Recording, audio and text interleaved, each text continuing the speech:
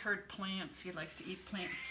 These are all going up out of his reach. Amaryllis are not edible by humans or other creatures.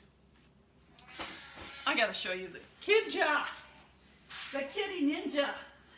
Here he comes. He's like, what? What are you doing in my kitchen? He wants to know. We do allow him on the counter because he'll get there anyway. He just knows that while we're cooking, he's not allowed on the counter. And we keep the cleaner right on the counter, and we always clean it before we start cooking. But this was gardening, so we got the place messy.